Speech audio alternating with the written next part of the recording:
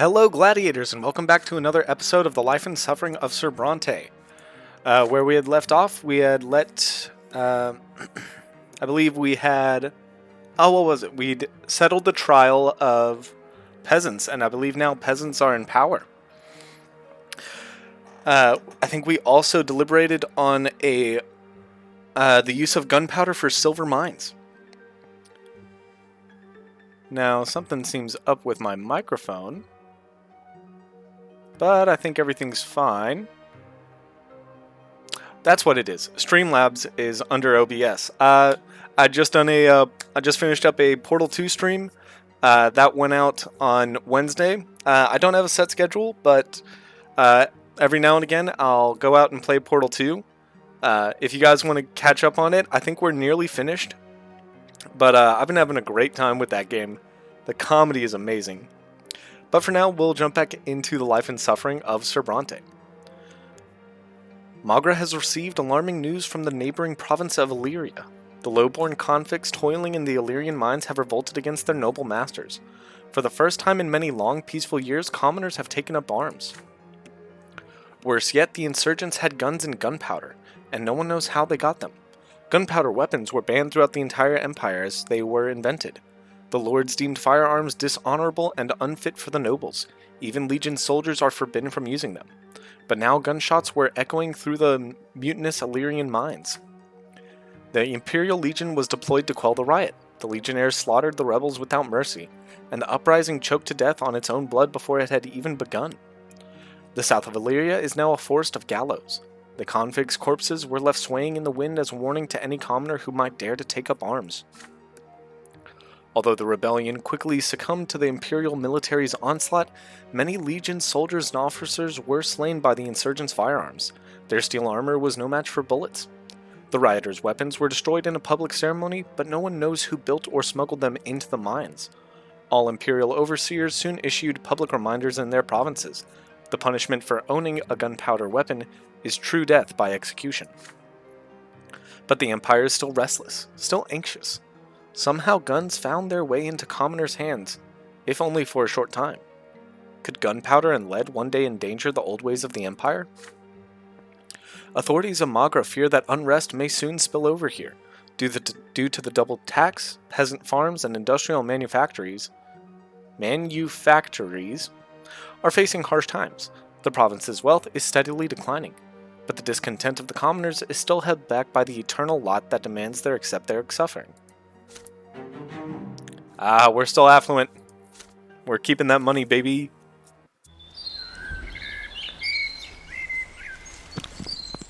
Thomas. You arrive at the office one fine morning and find a visitor already sitting there. The visitor is none other than Thomas Guerrero. His heavy uniform already bears a captain's chevrons. Thomas looks nervous, his fingers drumming a foreboding staccato on the desk. Why has your old friend decided to pay you a visit? You pat your friend on the shoulder and congratulate him on his promotion. Thomas shrugs, quietly brimming with pride. I got bumped up a month ago. Apparently the Legion is running short on decent officers. And then I realized why there are so few of them. Wish I knew my direct superior was going to be our very own Commander Otten. Thomas grows grim at the mention of Otten. Listen, buddy. You and me, we always help each other out, right? That Arcane bastard, well, he challenged me to a duel. For the second time. He cut me down a month ago. That was my second lesser death. I know I never told you, but it was tough. The gods, they spoke to me there, in the hereafter. But right now I got something worse to worry about than matters of the soul. See, Otten, he remembers me from the time at the academy when I stood up to him at the party. Now he's gonna kill me again and again until my true death comes. So it's a duel. That's Otten's way of having fun with his subordinates. Roman, I'm asking you as a friend. Will you be my second at the duel? I know Prefect Elborn doesn't like any kind of sword fighting. It's one of the old traditions he wants to put a stop to. But if I show up without a second, he won't just kill me for a third time. He'll dishonor me too. You knit your brow in thought. In the prefect's opinion, dueling is a lawless tool of noble tyranny. Elborn sees duels as an outmoded way of circumventing the legal system. He would be crushed to learn that one of his judges had been involved in a duel. Thomas sighs heavily. I know this is hard, pal, but I've got no one else to turn to. All the boys in the Legion fear Otten like the plague. You're the only noble who can support me in this. But I know this duel won't be the end. Our great Sir Otten will find an excuse for a second one before you know it. That'll be my last one for sure. Thomas rolls up the sleeve of his uniform. 2 pitch black lines encircle his forearm. He's desperate, and it is easy to see why. One-on-one against an Arcanian swordsman, he's doomed. The law forbids dueling, but if you refuse to show Thomas your support through your presence, your friend's spirit will be broken before his body can even be killed. You recall at the previous encounters with Otten in your youth. Is there a chance the distinguished Arcanian still remembers you? If you go to him and speak in Thomas's defense, will he even bother to listen?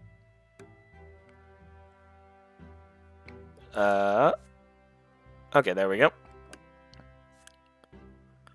So why couldn't we do this one? Our manipulation isn't high enough. And this one, we have the bond of friendship, so we'll have to agree to be Thomas's second. He is our friend. And even if there's nothing we can do to stop him, or stop this from being a death, we can at least make sure he goes with with head held high. We agree to be Thomas's second. You have been best friends with Thomas ever since you were little boys. Does he really think you would abandon him to such a cruel fate? Of course you will be his second at the duel, no matter what. Your friendship will not be broken, not even if you risk Prefect Elborn's displeasure. As the two of you walk to the palace ruins, you finally have time to ask Thomas for information. What was Otten's excuse for challenging him to a duel this time?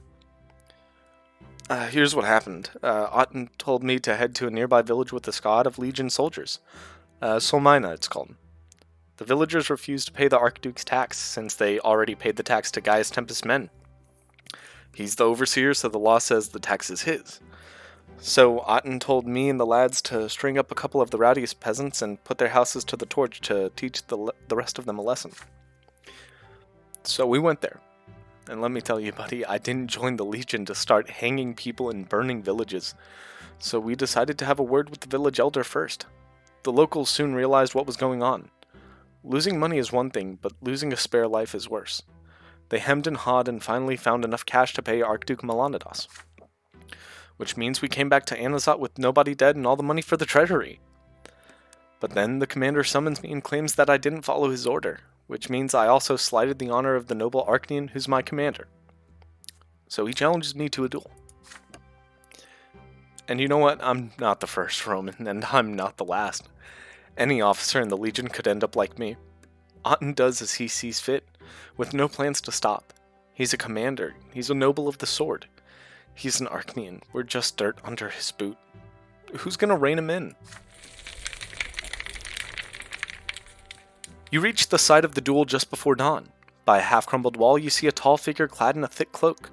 Dorius Otten, High Commander of Magra, already expecting you. His azure fingers drum impatiently on the pommel of his sword. Thomas dutifully bows to his commander. Otten grimaces at him. You're late, Captain Garrow. Why should I have to wait for you? You've insulted me again already. And who is this? I've seen your face before. Anyway, I don't have time for this. Make haste. I have other duels today. The commander's second appears from the shadows. A young nobleman, quiet and eager to oblige his betters. As seconds, you ask the duelist if they are ready. Without a word, Otten draws his sword. Thomas nods anxiously, clearly ready to face another death. The two bow ceremoniously and adopt a dueling stance. The difference between them is apparent as soon as they begin. Otten's sword is like an extension of his arm. Thomas pales before him, like a clumsy child who has grabbed father's sword for the first time. Everything about this duel shows that Otten treats this duel as no more than entertainment. The Arcanian moves around so rapidly and gracefully, your friend can barely defend himself against the flurry of strikes. Then, for the smallest moment, Otten tones down his assault. And for the first time during the duel, Thomas makes a riposte.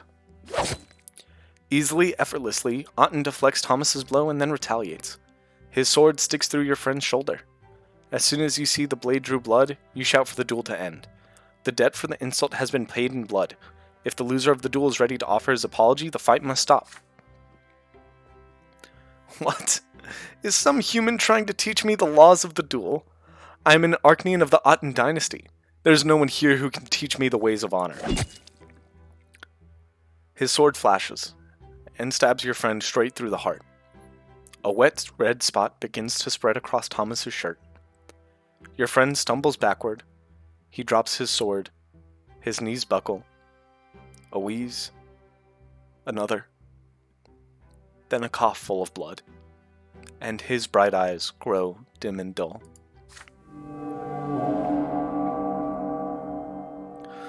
Slowly, Thomas's body disappears.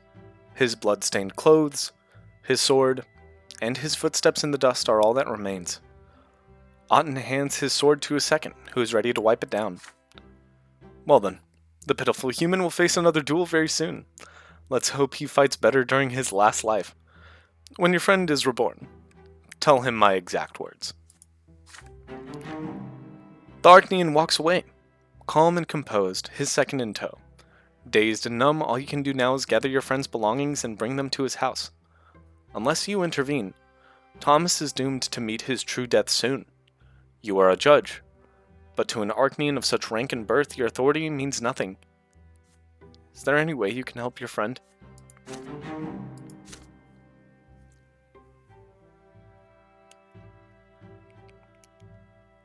Man, I wasn't expecting that one. I was not ready for it. I'm gonna take a quick drink of water.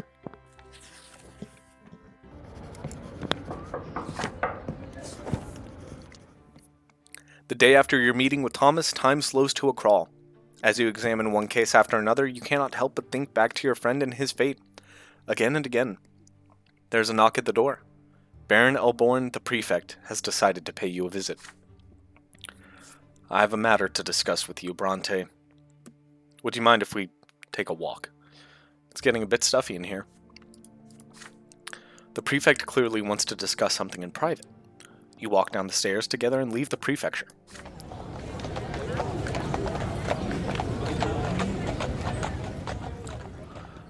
Soon the two of you are walking down the noisy streets of the Brass District. The wind is strong today, the gray sky mercifully overcast. The people around you are bartering, buying, and selling eagerly. The streets are full of craftsmen and factory workers. Merchant carts squeak as they roll down the streets. The head of the prefecture looks more worried than usual, lost in thought as he observes the bustling street life around him. Brante, do you recall how we talked about the tyranny of the nobility in the province? Dorius Otten, the High Commander of Magra, is on a murderous spree. He challenges his subordinates to a duel for the slightest infraction and slaughters them with impunity. If our law is able to protect anyone from the violent tyranny of the Arcanians, who will ever respect the law? It's time we put an end to this. As long as I'm in charge of the prefecture, establishing the rule of law over people of all estates and titles is our most important task. But people like Otten stand in our way. People who think themselves above the law. We need to prove them wrong. I've been informed that Otten has pressured your childhood friend, Captain Thomas Garrow, into a duel. And I believe Sir Garrow has sought your assistance in private. Am I right? You admit that it is so. Indeed, as an old friend, Thomas is counting on you to defend him. And so, young Brante, I believe that to be reason enough to entrust this case to you officially. If you find yourself doubting your abilities, know that you are my best candidate. No other judge would have the courage to prosecute an Arcanian. That, and I trust you more than any ordinary judge. I spoke to your father, but even he would not accept this undertaking. He says your family has worked too hard to be ennobled by the sword to risk it all. But you bear no such burden, do you? As it stands right now, sentencing an Arcanian to even the smallest punishment is unthinkable. But drop by drop, water can wear down any stone. We will make our way to Otten, but we must do it slowly and carefully. What we need is a perfectly prepared case. We need you to find enough incontrovertible evidence and enough witnesses who are willing to testify in court. But I'm sure you realize that even this won't be enough to force an Arcanian to go to trial, don't you, Roman? We have to change the unspoken rules in our city and province. We'll start with lower-ranking people, lower-ranking cases, and little by little we'll establish rules that even highborn nobles will have to obey.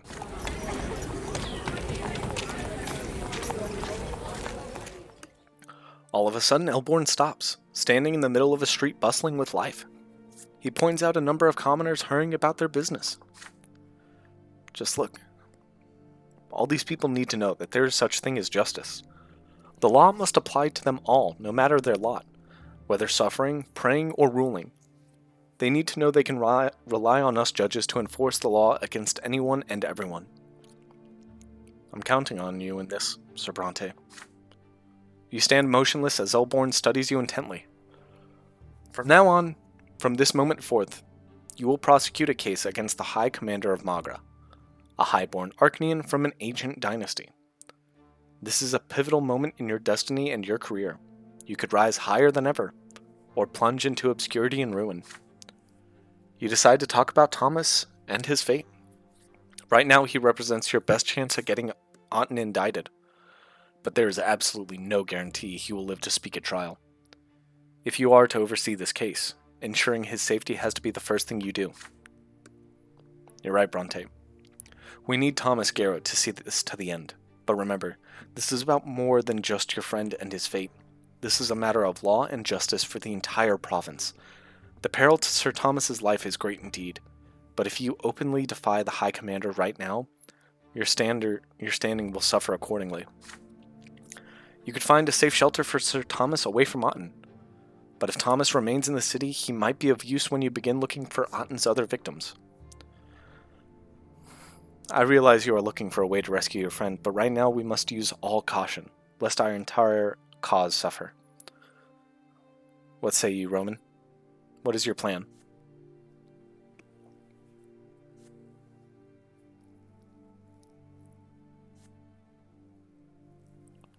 So we can't do this one.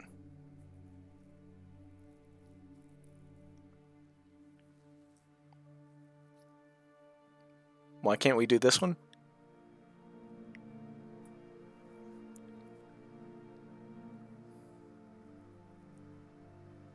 I don't... Oh, he must have already been in hiding.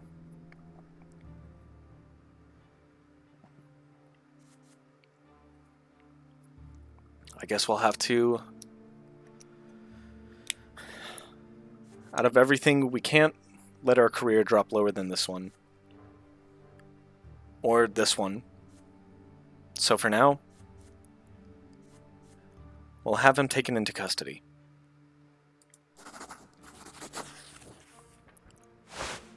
You inform Elborn that you have a plan to protect Thomas, but the prefect need not know the details. It will be safer for everyone this way. That it will, Brante. You are the only one who truly knows how to help your friend. Proceed then. My only request is that you remain within the law at all times. You assure the prefect that the law will not be broken. On the contrary, it will be enforced with prejudice. I will leave that to your conscience then. We should get back to work. Begin preparing for the case at once. Back at the office, you send a note to Thomas's address, a brief request to visit you at the prefecture as soon as possible. He returns to your office that evening. You have not seen him for just one day, but he looks a decade older. It pains you to see him so downcast. But you have news. Otten is well on his way towards being punished for crimes. You are building a case against the High Commander of Magra, and Thomas absolutely has to participate in the trial as the main witness and tell the whole truth about the lawless tyranny of the haughty Arcanian. Upon hearing these words, Thomas stands tall again. You spy a wicked spark in his eyes, a glimmer familiar within the years when you were both young. My oh my, the Brante boy next door wants to put an Arcanian behind bars. Count me in, buddy. I'll bear witness, all right, and I'm gonna have myself a good rant about that highborn bastard. You ask your friend to pace himself for now. First of all, Thomas needs protection against Otten's harassment, and you have a plan for that. You'll start building a case of illegal dueling, but introduce the facts in a different way. It will look like Thomas was the one who initiated the duel, and you will personally sentence him to a term in prison and temporary revocation of the sword. This way, Otten will be unable to reach Thomas or challenge him again. You want to put me in jail? Isn't that too much? How's that going to affect my standing in the Legion? But my only alternative is dueling Otten again. Okay, do what you must. I'll put my trust in you. Even if it means spending some time behind bars. It shouldn't be any worse than our barracks. That settled, you write an order to imprison Captain Thomas Guerrero for inciting a duel with his superior Sir Dorius Otten. All that is left now is to summon the gendarmes and have them seize Thomas's sword and take him to prison. You calmly watch your friend being put in shackles. He manages a sly wink before him being led out of your office. Now Captain Guerrero should be locked in a dark cell and kept safe and sound by the prefecture.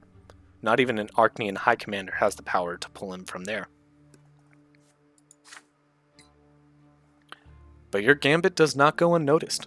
One of the judges at the prefecture learns about your order and starts spreading rumors among the other nobles, claiming you besmirched the good name of Sir Dorius Otten.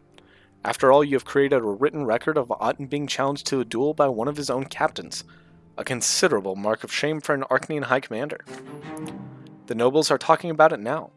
This will surely attract Otten's unwanted attention to the case and make your work as a judge more difficult. But I think that's where we're going to end today's episode.